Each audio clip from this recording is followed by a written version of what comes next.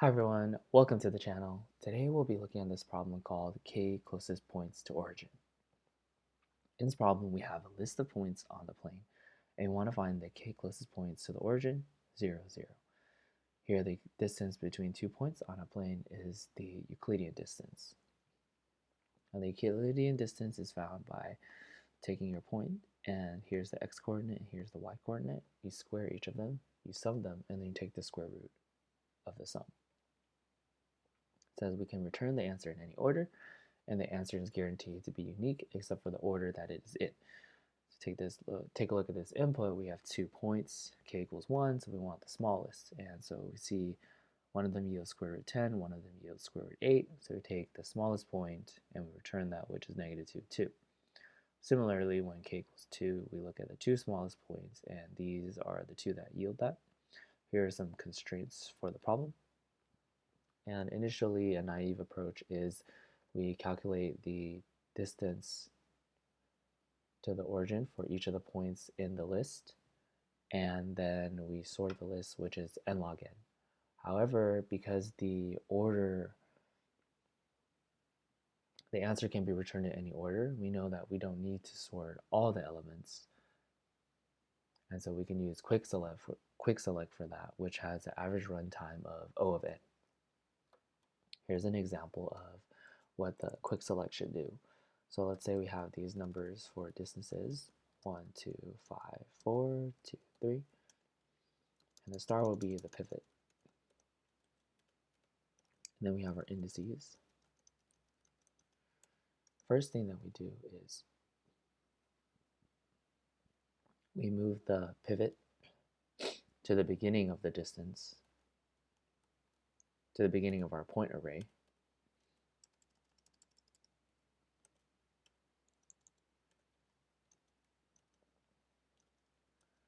And we swap it with the first element. Then we start I equals 0 initially, but then we do I plus 1 because we want to compare everything to the pivot, so we skip the pivot. And we use another pointer for the endpoint, which is j. And so when we look at I, we will say, hey, let's compare that to our pivot, which is 4. And if I is less than the pivot, then we will move I. And the objective that we're doing right now is we are finding the first element that is supposed to be on the right of the pivot. And now we see that it's a 5. We look at j and we check to see which element is less than the pivot. If the element is, well, j starts at n, and if the element is greater than or equal to the pivot, then we decrement j, and currently that's not true. So after that happens, we swap 3 and 5.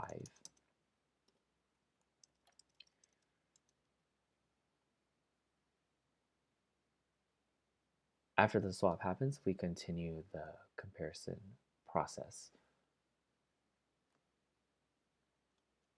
And we check if 1 is less than or equal to the pivot, and it is, so then we increase I. And then we check if 2 is less than or equal to the pivot, and it also is, and then we increment I. And now we see that it is no longer less than. We see that the distance is 5, and that is not less than. The distance is 5 here, and it's not less than the pivot. Now we move on to adjust j, and for j, we see that 2 is not less than or equal to 4. So we are finished, and then the last thing we need to do is switch the pivot with j. The reason why we switch pivot with j is we know that j is the rightmost element that is smaller than or equal to the pivot. So our final result is 2, 2, 5, 2, 2, 3, 1, 4, 5.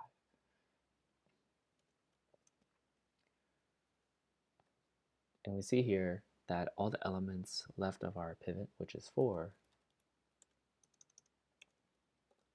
is smaller than 4, and then all the elements on the right of the pivot star, which is 4, is greater than. Now we run into a couple of cases. If k is less than the number of elements on left, then we will repeat this algorithm and sort the left of pivot. And then if k is greater than number of elements on left, then repeat this algorithm and sort on right of pivot. So the case is when k equals. So right now we see that we have, from this list of points, we have the 5 smallest elements. So if k equals the mid, and mid being defined by the indice, then we know we can return these points and we would be done. But if, say, for instance, we have k equals 3, then we want the 3 smallest elements, and we see that it would be wrong because we have 2, 2, 3, but it should be 1, 2, 2. And so that's why we would compute sort, or the algorithm we just described, between I and j.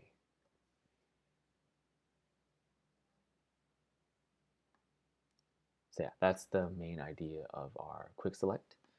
So now let's code it up.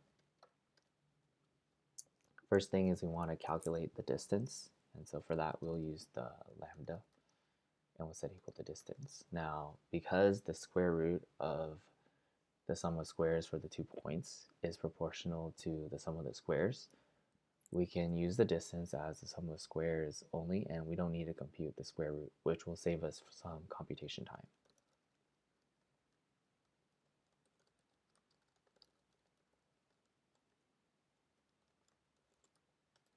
Now the next step is we define our sort. And so the I is the start range, or ij is the range that we will sort. K will be number of elements less than pivot.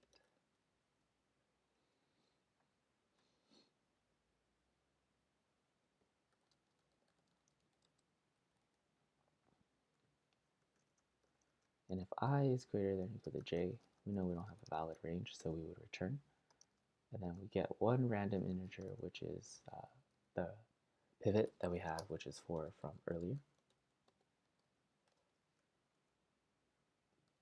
And then the step we said that would happen after is we would swap the first element with the pivot.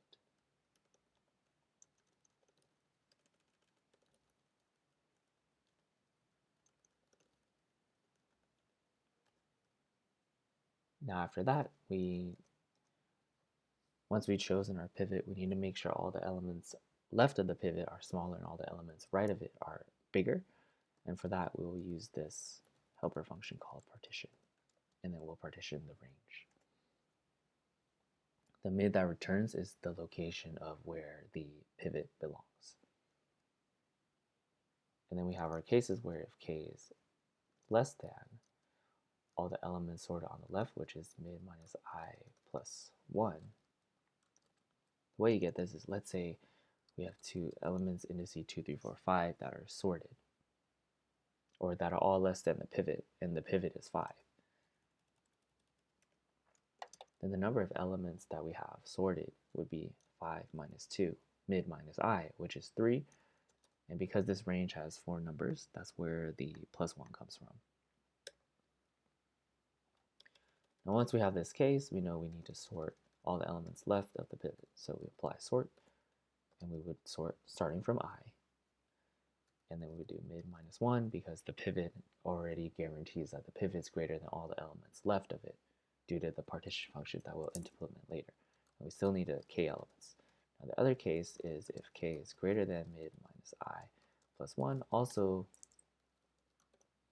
using the case where we have sorted numbers on the left, number of Yeah, we're also using mid minus I plus 1 because that's the number of elements that are all less than or equal to the pivot.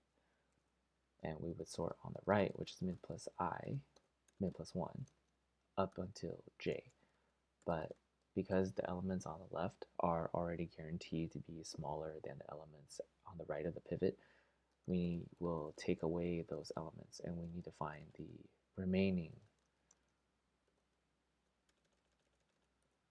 minus I plus 1. We'll look for the remaining elements.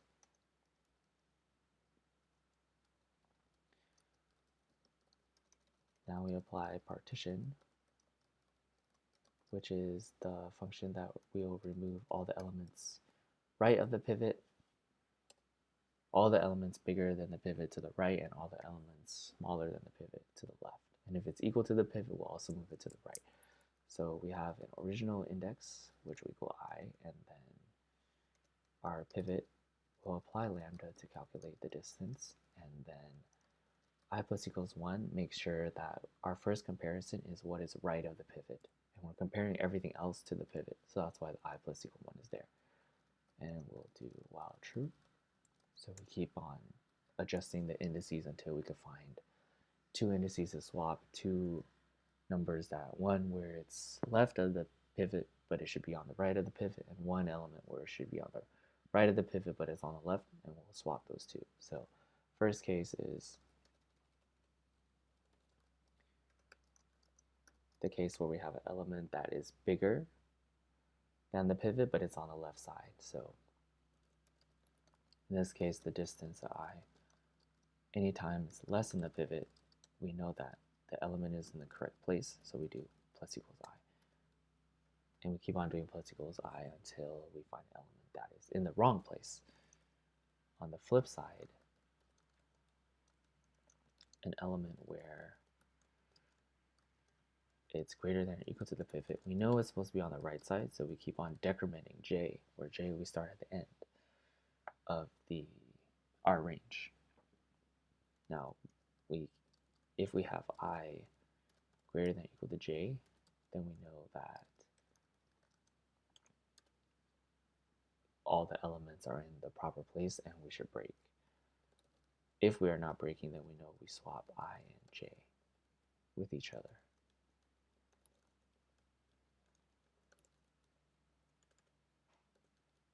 Once the swap is done, we have to swap the original indice, which is the first element, which is our pivot, with the index of where the pivot should belong. And the pivot should belong in j because j is the rightmost element that is smaller than the pivot. So once we switch that with the pivot, it's ensured that all the elements left of the pivot will be smaller.